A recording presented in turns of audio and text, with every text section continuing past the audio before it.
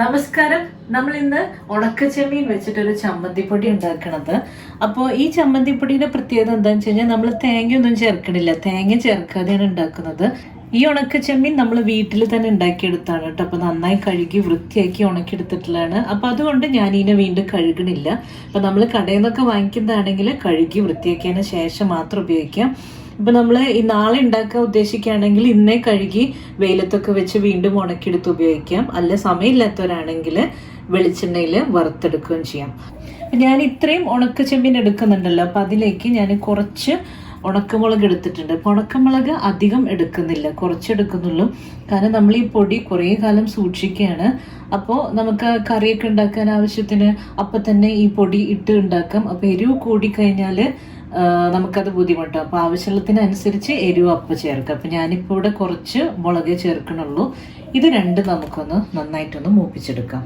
ഒരു ഉരുളിയിലാണ് ഇതൊക്കെ മൂപ്പിച്ചെടുക്കുന്നത്. ഈ ഉരുളി നല്ല ചൂടായിട്ടുണ്ട്. അപ്പം ഞാൻ ഈ മുളകയിലേക്ക് ഇട്ടെടുക്കുകയാണ്. മുളകൊന്ന് നമുക്ക് കളറ് മാറുന്ന വരെ ഒന്ന് മൂപ്പിച്ചെടുക്കാം.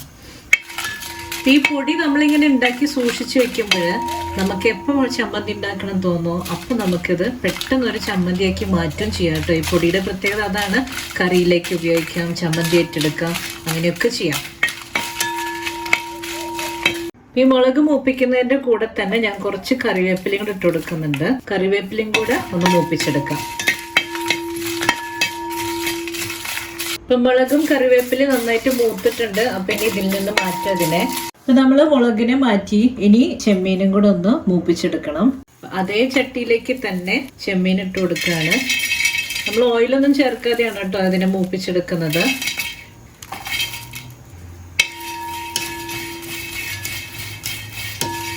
ഇപ്പോൾ ചെമ്മീൻ്റെ കളറൊക്കെ മാറി തുടങ്ങി, കുറച്ചുകൂടി ആവാനുണ്ട്.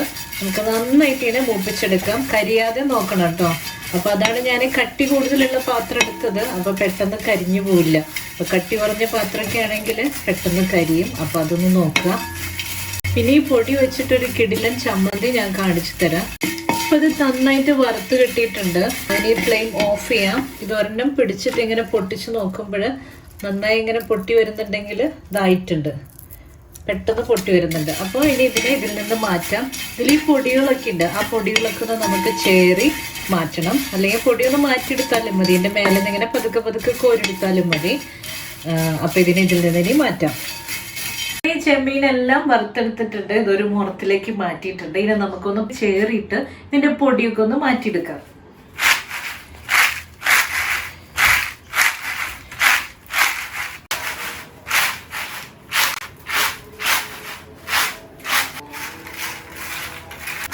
ഇനി ഇതിൻ്റെ തലയും വാലൊന്നും ഞാൻ കളയുന്നില്ല. ഇത് നമ്മളിത് മുഴുവനായിട്ട് പൊടിച്ചെടുക്കുന്നതുകൊണ്ട് ഞാനിതിനെ അങ്ങനെ തന്നെ ഇടാണ്.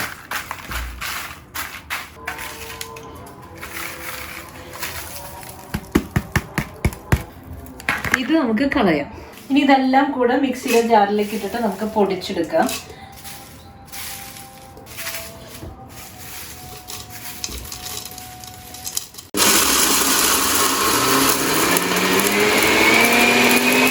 ഇപ്പം കുറച്ച് പൊടിച്ചെടുത്തു. ഇനി ബാക്കി ഇത്തിരിയും കൂടി ഉണ്ട്, അതും കൂടെ ഒന്ന് പൊടിച്ചെടുക്കാം.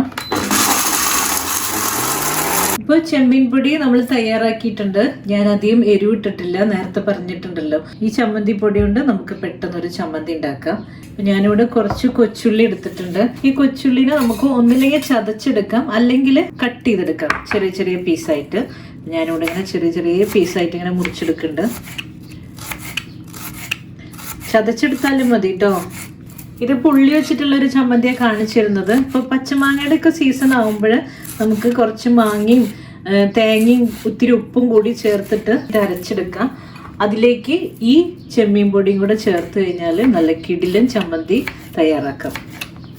ഇത് എത്ര കാലം വേണമെങ്കിലും സ്റ്റോർ ചെയ്ത് വെക്കാം. ഈ പൊടി ഞാൻ പറഞ്ഞല്ലോ, കറി ഉണ്ടാക്കുമ്പോഴൊക്കെ നമുക്കത് പെട്ടെന്ന് യൂസ് ചെയ്യാൻ പറ്റും.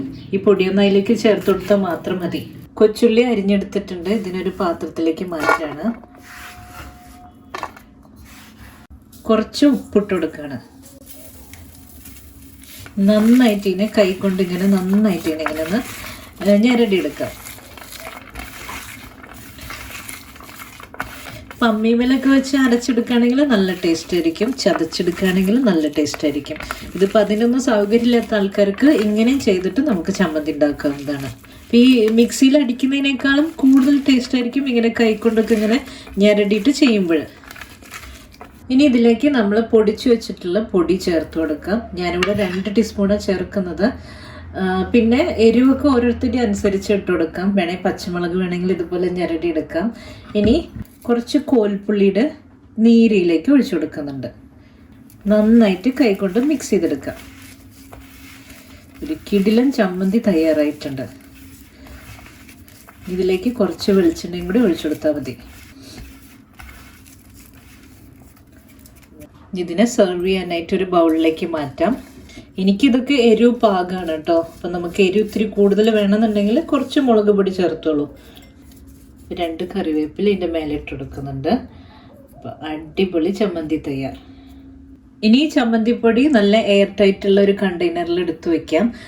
നമുക്ക് ആവശ്യമുള്ളപ്പൊക്കെ ഉപയോഗിക്കാം. ഇതിപ്പോൾ ഞാൻ നിങ്ങളെ കാണിക്കാൻ വേണ്ടി ഒരു ബൗളിലേക്ക് മാറ്റുകയാണ്. ഈ ചമ്മന്തിപ്പൊടി ഒരിക്കലും കേടാവില്ല. നമ്മൾ തേങ്ങയൊന്നും ചേർത്തിട്ടില്ലല്ലോ. തേങ്ങയൊന്നും ചേർക്കാത്തതുകൊണ്ട് ഒരു കിടിലൻ റെസിപ്പിയാണിത്. അപ്പം ഇവിടെ നമ്മുടെ ഉണക്കച്ചെമ്മീൻ കൊണ്ടുള്ള പൊടിയും ചമ്മന്തിയും തയ്യാറായിട്ടുണ്ട്. ഈ ചമ്മന്തി പൊടിയിൽ നമ്മൾ ഉപ്പ് ചേർത്തിട്ടില്ല. നമ്മൾ ഓരോ റെസിപ്പി ഉണ്ടാക്കുമ്പോഴും അതിനനുസരിച്ചിട്ട് ഉപ്പും മുളകൊക്കെ നമ്മുടെ ആവശ്യത്തിനനുസരിച്ച് ചേർക്കാം. ഇപ്പോൾ ചമ്മന്തി ഉണ്ടാക്കുമ്പോഴോ അല്ലെങ്കിൽ കറിയിലേക്കോ ഒക്കെ. അപ്പോൾ ഈ ചമ്മന്തിപ്പൊടിയും ഈ ചമ്മന്തിയും എല്ലാവർക്കും ഇഷ്ടമായി കാണുമെന്ന് വിചാരിക്കുന്നു. അടുത്തൊരു വീഡിയോയുമായി ഇനിയും കാണാം. നന്ദി, നമസ്കാരം.